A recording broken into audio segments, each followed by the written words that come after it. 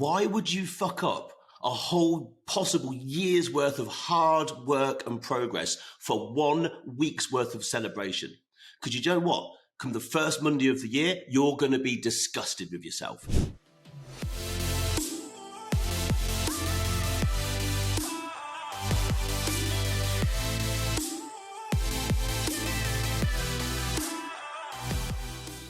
So hi, my name's Andy Naylor. Welcome back to the show, Alphas. Super happy to have you here. I am founder and CEO of Naylor Body Design, host of your Optimal Alpha podcast. Very, very happy and excited to have you back. And we are, when this podcast comes out, approximately 3-4 something days away from Christmas Day. So I hope you're feeling festive. Today, we're going to dive into, I guess, really a bit of how to survive Christmas, right? There's definitely different people see this in a different way. Some people just really don't care, and that's absolutely fine, and go through Christmas not batting an eyelid. But some people get very anxious.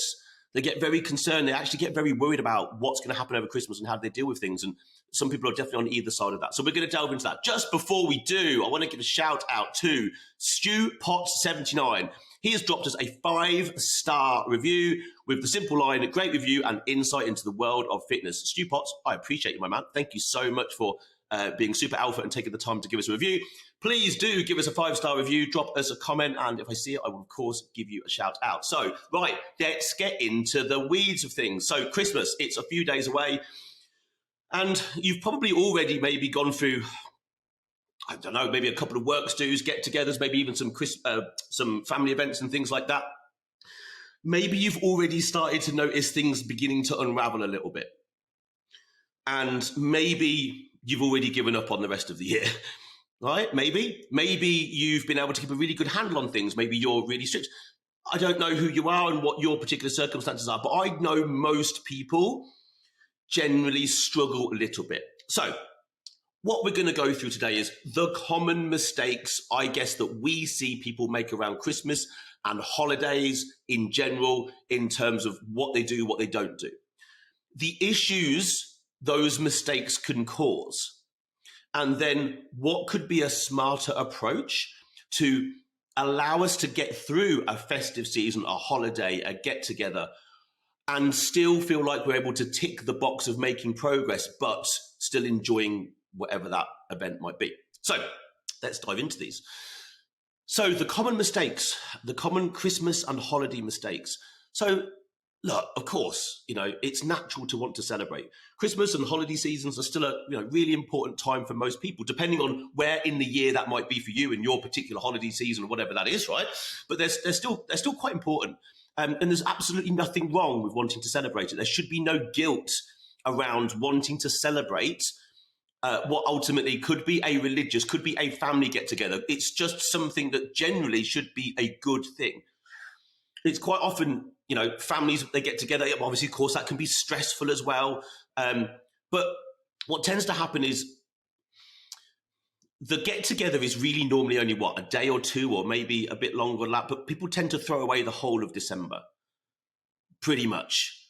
Because, we're marketed to through the whole of December, aren't we? The moment pretty much these days Halloween has gone past, boom, we're straight into Christmas and we're marketed, and Christmas treats are already in the shops, and maybe you want to start to buy and stock up those, and maybe, I don't know about you, but you start to go into those treats before it's even Christmas time. Like, I have certainly done that in the past. Ultimately, we are celebrating. We are overeating. We are excessively drinking, snacking. We probably begin to do less training. We probably begin to move less. We start to begin to drop habits that have probably taken us months to put in place. And then we start to think, oh, fuck it. You know what? I've already made a bit of a mess of this. I've gone out. Works do was a bit of a mess. I've had a family do, a friends do. Like I've already had 3 messes. Do you know what? Fuck it. I'm going to take the holidays off, and I'm going to start again on the first Monday of the year. Blah, blah, blah, blah, bullshit. Yeah. Have you ever heard yourself say that? Like, it's the same as anybody saying, I'm not going to start doing something now. I will start when the holiday seasons are finished. Okay, right. We are right on when this podcast comes out, we're right on the doorstep of Christmas. I get it. But if for the whole of December, you've been saying to yourself, I'm going to wait until the holidays are over, then more fool you. Because the first Monday of the year to suddenly turn everything around is a really difficult time to do it. You should have started whenever you had the initial idea that you wanted to do something. Anyway, those are the common mistakes. It's just kind of throwing everything away. It's just taking all the hard work you've done and thought, you know what, it's Christmas. I'm just going to take some time to myself. I've earned some time to myself. I'm going to take some time to myself, and you know what, I'll get back in. Don't worry, I'll start nice and fresh in the new year. So it's a shocking mindset, because has it really worked for you in the past? I mean, does it work for anybody? Probably not. But those are the common mistakes, certainly, that we see, and we could go further into that, couldn't we? But the issues that some of these mistakes cause, I personally think are far more negative than most people can understand. You've got to understand that if you have been on a fitness journey, you've probably been working for months. You should have been working for months, hopefully. Maybe you've taken the majority of this year, if not more, to put in place the right habits, the right behaviors and lifestyle. And maybe it's only really just started to come to fruition. You started moving forward. You already know that these things take a long time. You probably started and failed and started and failed. And bugger, here comes December and you're clearly going to fail, right? All these habits that you've put in place are still very new. It takes a long time for a habit to become an actual habit, as in you just do it and don't think about it. It takes way longer than you think. These habits, these behaviors, this lifestyle is possibly still quite fresh. Maybe you started literally just before summer, thinking, bugger, I've got a summer holiday, I need to get in shape. Like, that's less than half a year, but not very long. You might think that's a long time. It isn't. These habits are still fresh. They are vulnerable. They are easy to break and lose. The damage taking December off, and certainly these next couple of weeks, could cause literally a regression of years worth of hard work, determination, effort, not to mention the time and possibly money you've invested. You could potentially undo so much in just the end of December. No one sees it that way, because that's the horrible negative side of throwing it all away and really going off and enjoying Christmas. No, everyone wants to enjoy Christmas. Everyone wants to enjoy the holiday. But you've got to understand, there's going to be something the other side of those celebrations, and it's going to be you not where you want to be. Folk feel like they deserve a month off. Like, a month off? It's like it's nearly the same as someone saying, when is my cheat day? What the fuck is a cheat day? A cheat day? What? You want a whole day of the week where you cheat? No, that doesn't exist. There might be a free meal in a plan. That would be smart. It's like saying, oh, do I get one cheat month here? So I've only really got to be strict for 11 months of the year. And 1 month of the year, I can just throw it all away. You could throw 11 months of work away in 1 month very, very easily. People feel that they need a reward for their hard work. No, the reward for your hard work is not taking December off. It's getting the bloody results that you wanted in the first place. That's the reward. Are you not happy with that? Do you want to throw away the results and now just go and blow it all on Christmas? It's kind of the same as saying, I'm going to be really good for 5 days of the week and then piss it all up the wall on the weekend. 5 days and 2. It's really damaging. It's way better when we go, right, there are 7 days in a week. And even that's arbitrary. Our body's got no idea what a week is, a month is. It makes no difference. It's just 1 day followed by the sun comes up, the sun goes down. The sun comes up, the sun goes down. That's what our body is aware of. That, nothing else in terms of essentially time, apart from maybe time passing and us aging. But outside of that, there's no weeks, days, months, doesn't mean anything. Certainly 5 days and 2, certainly 11 months and 1, like, it doesn't mean anything. You could make a massive backward step. So don't feel like you need a reward. What are you, a child? Do you need a little pat on the back and a sticker for doing really well for a few months? No, get on with it. Grow up. Okay, so what would a smart approach be? First of all, legitimately, this is really important. Drop the idea of fear of missing out. This is a real thing. This is a real human trait. We hate the idea of missing out. This is different depending on what phase of your life you might be in. It's just different. I've noticed that. I'm 43 and I still have the fear of missing out on certain things. I think it maybe gets less as you age because you maybe just become a little bit wiser. Possibly. I don't know. Maybe it's an individual thing. But drop the fear of missing out. you can still very much enjoy Christmas and time with your family and still at least maintain the position that you're in right now. Absolutely. It's not one or the other. It's not, oh, I'm going to be super miserable through Christmas because I'm going to maintain my body fat percentage. Like, you can do that and still really enjoy Christmas. It's not one or the other. You don't have to be all in or all out. That's a really bad mindset. You can still thoroughly enjoy your time. Just don't be a dick around food and alcohol. That's basically it. It's not one or the other. This goes for any celebration. It's how you set it up. It's the mindset you take into a holiday season that will give you everything. So I've just sort of laid out, I guess, I think 8 sort of tips. There's no reason that it was 8. They were just the 8 that came to my mind, I guess, of survival tactics that could just help. If you begin to maybe stack some of these things together, you'll see how they will put you in a position where you'll be able to actually enjoy Christmas and indulge and still get to the other side and know that you've not completely messed things up. So, first of all, number 1, plan ahead. Plan ahead. Now, we're only a few days out from Christmas, so I would start doing this now. So take wherever you're listening to this podcast and start doing everything now. So increase movement. Simply, maybe add an extra 10 to 20% of steps per day in the few days now leading up to Christmas, and maybe, in fact, the whole way through the Christmas week. Just bump your steps up, in other words, your movement, by 10 to 20%. It's not a lot, but it will help on so many levels. So, for example, if you're, say, doing 8,000 steps, maybe you now do 9,500 to 10,000 steps. It's an extra 20 minutes, if that. Depending on how long your legs are and how quickly you walk. Just bump your steps up. It's really easy. What you could also do is, if you do go out and do steps, maybe add a backpack. Just add more weight to yourself. If you don't have any more time, then take a backpack, shove some, like a big 5-litre bottle or gallon bottle of water in the back, and do your same amount of steps, but now you're moving more weight through space. It will take up more energy.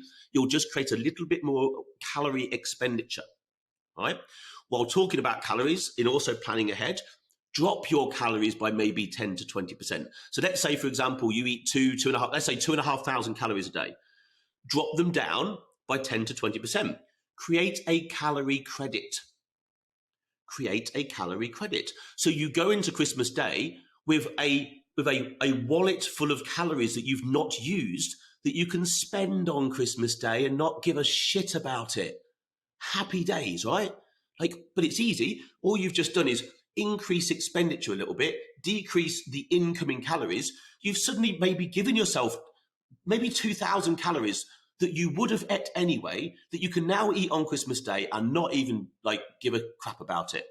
Now, granted, you could smash those 2,000 calories in a second. So you still need to think smart of how you spend those calories on the day, but it would at least make sense to do that. Number 2, increase water intake on the day. Why? So, well, it's just going to fill you up a little bit. If you're conscious of drinking water, a couple of things are going to happen. If you do drink alcohol, which is absolutely fine, absolutely no issue. I will drink red wine on Christmas Day, more than likely. I love red wine, and no one's going to tell me that I can't drink red wine on a day of celebration. I'm going to. But a couple of things will happen, and I'll come back to this in a second, but we probably make worse food choices after a few glasses of wine, but we're also getting dehydrated. And people tend to stop drinking water when they're drinking another beverage of some sort. So consciously increase your water intake. It will help keep you hydrated. It will help keep you maybe, less drunk ultimately. And it's going to kind of keep your mind on something else rather than maybe snacking, which is number 3. Don't snack. Now, Christmas, I know, and if my mum listens to this, she'll laugh. If I go back to my mum's, and I'm sure you're probably all the same, if you go back to parents, or if you are the parents and you've got children coming to you, I bet you put the snacks out, right? So there's probably going to be a spread of lovely food that's going to be on the table that you're going to sit around and all eat together, but there's going to be snacks beforehand. So over in the UK, we would call them crisps. In the US, you guys call them chips, but you all know what I'm talking about. It's stuff that you mindlessly stick your hand in and shove down your face. And it's normally going to be either crisp or chips or nuts. So quite highly caloric and really not filling and really salty and moreish. So any calorie credit that you've created, you'll smash through it just by shoving your hand in the snack bowl. Don't try not to snack. That's not the best food you're going to eat on the day. The best food is when you're going to sit around a table with your family and eat lovely, actual, real, wholesome food. So save yourself for that. These snacks will account for a massive increase in calories for literally no reason at all. Eat the proper food on the table. Okay. Number 4. Now you're eating food at the table. Chew it well. Chew it well. There's going to be a lot of food, and I personally fall foul to this quite a lot. I have poor digestion, and I'm supposed to help my poor digestion by making sure that I chew my food excessively. I do not ever leave myself enough time to eat, and I eat fast, and then I finish the meal, and then I think to myself, damn, I didn't chew that well. And the stress that puts on my and anybody else's digestive system is real. So you're going to probably overeat on a holiday day, like a Christmas day. So you need to mindfully think to yourself, right, okay, well, I need to take the pressure off my digestive system so I don't end up feeling like a digestive sack of crap the next day. Chew your food. Like, try and chew your food down to the smallest little particles you possibly can, because all you're doing is, 1, enjoying the taste of the food, because you don't taste it in your stomach, you only taste it in your mouth. So enjoy the taste, savor it. Maybe you've earned it, maybe you haven't, who knows, but chew it, it will help your digestion. Number 5, okay, go steady with the alcohol. Boo, everybody says. So everybody goes, not everybody, some people go into these sort of festive, I'm going to be really careful with alcohol this year. And whether that does or doesn't happen is a completely different story. But ultimately, generally speaking, alcohol is just a massive, humongous whack of 0 nutrient calories. And then we tend to make pretty poor food choices after drinking, and we're getting dehydrated. So just go steady. Limit yourself. A tip here is, let's say you're drinking wine, try to avoid top-ups before you finished a glass. If you top up a drink before you finish the drink, you then completely lose track of how many drinks you've had. And let's say you're not driving and someone else is driving, or you're staying somewhere so you can ultimately drink as much as you like. But if someone's constantly topping up your glass and you don't ever finish the glass, you've completely lost touch with how much you've drunk. So if you go into a day saying, I'm going to allow myself over the whole day 4 glasses of wine, right? Absolutely cool. Nothing wrong with that. But when have you had 4 glasses of wine? If someone's just topping it up whenever you get to like 25% full, you will have lost completely. And eventually you're going to sit there and go, oh, fuck it. Like, I'll just drink then. It's a drinking day today. I've decided now it's going to be a drinking day and I won't drink tomorrow. But it didn't have to be that way. You could have just thought carefully about what you were doing. And then remember, drink water between the drinks. 6, maybe you've now sat down, you've had a lovely meal, it's been great, you've had dessert, you're feeling full and happy. Get up and go and have a walk. Try to not just go and sit down somewhere and be sedentary. Get up and go for a walk post-eating. It will get you up off the sofa. It will get out as well. It gets some fresh air. It will help clear your head. It will help digestion. Get up and go for a walk. We're not talking about the calories you might burn off. Like, it's irrelevant at this point to be told, unless you're going unless you're someone who goes out and has a genuinely long Christmas Day walk. Fine, okay, but most people probably don't do that or have the time to do that. It's just get up, get some fresh air, move around a little bit. Like, allow your body to digest food. Speaking of digestion, something that I know that I use on a day when I'm having big food will be a good digestive enzyme. So what do a lot of people get when it comes to something like Christmas or a big meal? They tend to get heartburn. Yeah, fair enough, like a little bit of acid reflux. And they think that's because it's too much acid. Probably not. Probably not. Why would there be too much acid? Personally, I suffer with heartburn, and it's through lack of acid production. Okay, so I don't take an antacid. I take something that produces or promotes stomach acid. So I take something called betaine HCl. In fact, I take that before every meal. So just before every meal, about 20 minutes before, I take a couple of the capsules that I have, and it will upregulate stomach acid production so I digest my food better. And ever since I've done this, I don't get any acid reflux. This might not work for you if you genuinely have too much acid, but the chances are if you're listening to this and you're in your 40s and upwards, what makes you think you're producing more acid? Does it make any sense? Or does it kind of seem more logical that your stomach acid production would probably start to lower as you age? It seems to be more logical to me, although who knows, but taking a good digestive enzyme like beta-HCl could definitely help. 8, last one, probably no need for seconds. There's probably going to be food left over. And going up for seconds and just finishing off the food doesn't necessarily need to happen. You're not going to run out of food. So you don't have to stuff yourself. It's fine to want to make sure the food is eaten, but much of the food that we eat on a Christmas day could certainly be used the day after. There's nothing wrong with doing that. In fact, some amazing meals can be made with the food on the day after. Christmas. Bubble and squeak is the first thing that comes to my mind, which may mean absolutely nothing to some people listening to this. I'll let you go and look up bubble and squeak. I kind of assume it's a very British thing, but I might be entirely wrong by that. I genuinely don't know. Anyway, that's going to round us up for today, my alphas. So I hope that that's given you a little bit of insight. There are a bunch of things that I'll do. Although I'll be spending Christmas here in an apartment pretty much on my own, and I've got no idea what I'm going to do. So whether or not I will need any of those tips, I've got no clue whatsoever, but they might help you. So we'll leave things there. Thank you so much for listening to this episode. As always, I hope it's been useful. If it has, please subscribe. Subscribe to the podcast. Maybe download the episode. Give us a 5-star review. I'll give you a shout out. But from now until next time, over and out.